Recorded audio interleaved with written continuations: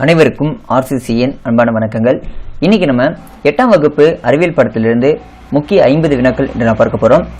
இந்த 50 வினாக்களும் ரொம்ப முக்கிய வினாக்கள் தான் இன்னைக்கு நம்ம உங்களுக்கு கொடுத்திருக்கோம். இது வரப்போக குரூப் 4 எக்ஸாமுக்கும் மற்றும் போலீஸ் தேர்வுக்கும் மிக பயனுள்ளதாக இருக்கும் நான் நம்புகிறேன். வாங்க வினாக்கள் பார்க்கலாம். அதற்கு முன் நீங்க சேனலை சப்ஸ்கிரைப் பண்ணாம இருக்காம சப்ஸ்கிரைப் பண்ணிக்கோங்க. முதல் வினா, வெப்பநிலையின் SI அலகு என்ன?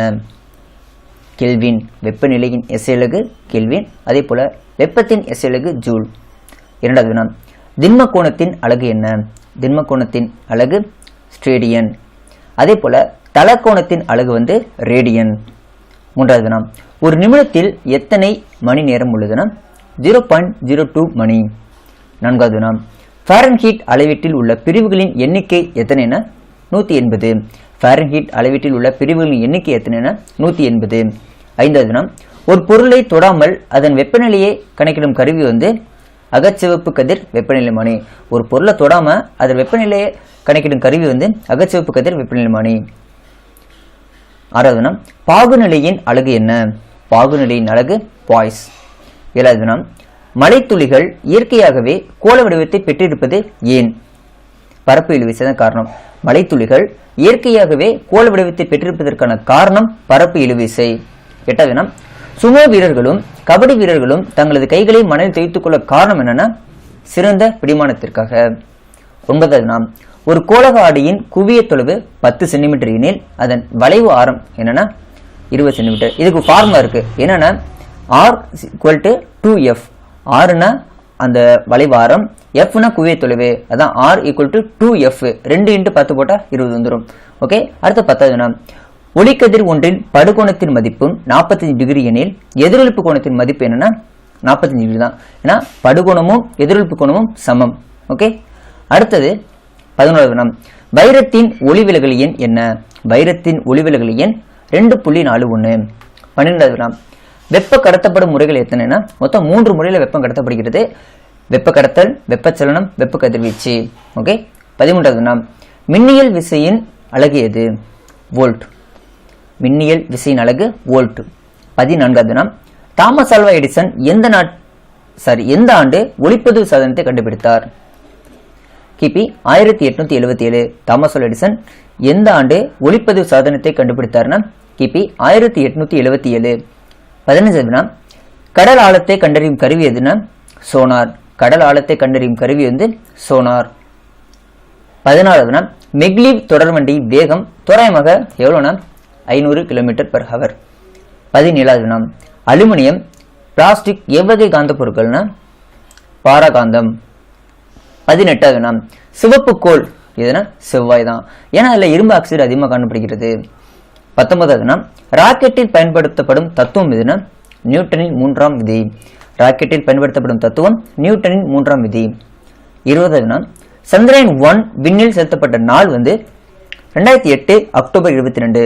சந்திரயான் 1 விண்ணில் செலுத்தப்பட்ட நாள் 2008 அக்டோபர் 22. 21வது வினா, செவ்வாய் தன் அச்சில் தன்னைத்தானே சுற்றி வர ஆகும் காலம் 24 மணி நேரம் 37 நிமிடம்.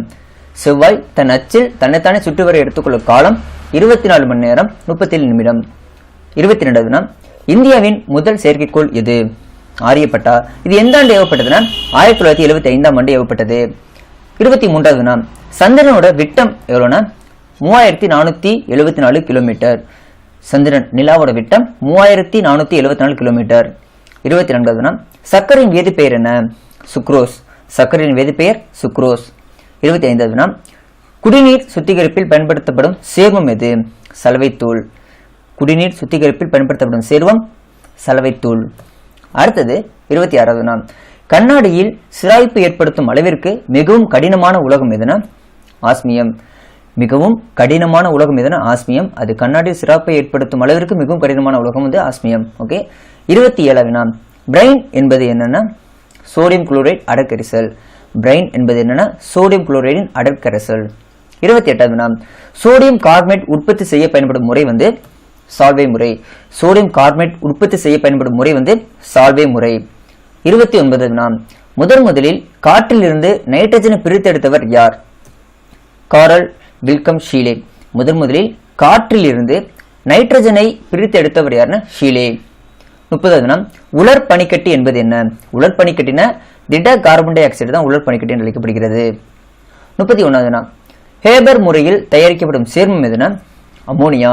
ஹேபர் முறையில் தயாரிக்கப்படும் சேர்மம் அமோனியா.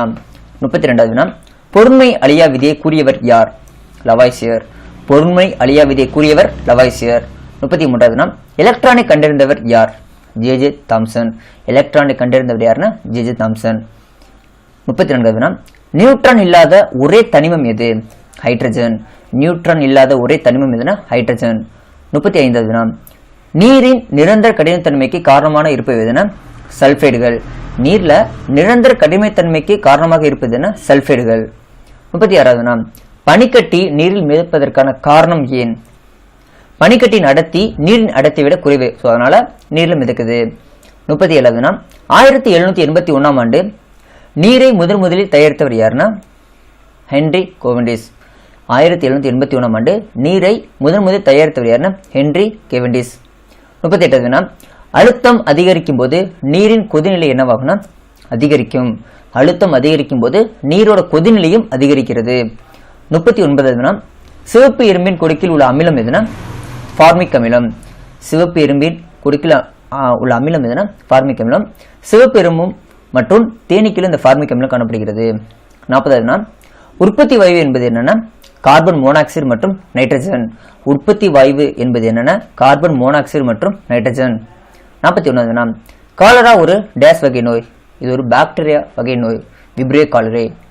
42 பாலை பதப்படுத்தும் முறையை கண்டறிந்தவர் யாருன்னா லூயிஸ் பாஸ்டியர்.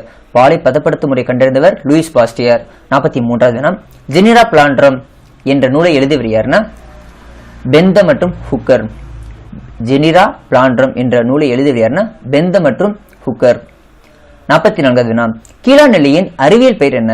கீழாநெல்லியோட அறிவியல் பெயர் பிளாந்தஸ் அமாரஸ். பிளாந்தஸ் அமாரஸ். 45 மிகப்பெரிய செல் எது? நெருப்புக்கோழி முட்டை. மிகப்பெரிய செல் எதுனா நெருப்புக்கோழி முட்டை. அடுத்து 46 மனித எலும்புக்கூட்டில் மிக நீளமான மற்றும் வலிமையான எலும்பு எதுனா பீமர். மனித எலும்புக்கூட்டில் மிக நீளமான மற்றும் வலிமையான எலும்பு எதுனா பீமர். 47 ஒரு ஆண் பருவமடையும் சராசரி வயது 12 to 13. 48 கிறிஸ் விஞ்ஞான் கேத்ரா KVK 1974 எங்கு ஆரம்பிக்கப்பட்டதுன்னா பாண்டிச்சேரி. கிறிஸ் விஞ்ஞான் கேத்ரா 1924 ஆரம்பிக்கப்பட்டது. எங்கு ஆரம்பிக்கப்பட்டதுன்னா பாண்டிச்சேரி. 49 குளிர்காலத்தில் பயிரிடப்படும் பயிர்கள் எவ்வாறு அழைக்கப்படுகிறது? ராஃபி பயிர்கள். குளிர்காலத்தில் பயிரிடப்படும் பயிர்கள் எவ்வாறு அழைக்கப்படுகின்றன? ராஃபி பயிர்கள். நான் உங்கள்ட்ட ஒரு கொஸ்டின் கேட்கிறேன். ராஃபி பயிர்கள் எந்த மாதத்தில் பயிரிடப்படுகிறது? சரியா உங்களுக்கு ஆன்சர் தெரிஞ்சுன்னா கீழே கமெண்ட் பண்ணுங்க. 50 சமூக வனவியல் என்ற சொல் முதலில் எந்த ஆண்டு அறிமுகப்படுத்தப்பட்டது? 1976. சமூக வனவியல் என்ற சொல் முதலில் எந்த ஆண்டு அறிமுகப்படுத்தப்பட்டதுன்னா 1976. நண்பர்களே, இன்னைக்கு நம்ம 8ஆம் வகுப்பு அறிவியல் பாடத்திலிருந்து மிக முக்கிய 50 வினாக்கள் என்று பார்த்தோம். நன்றி, வணக்கம். நாளை மற்ற வீடியோ உங்களுக்கு சந்திக்கிறோம்.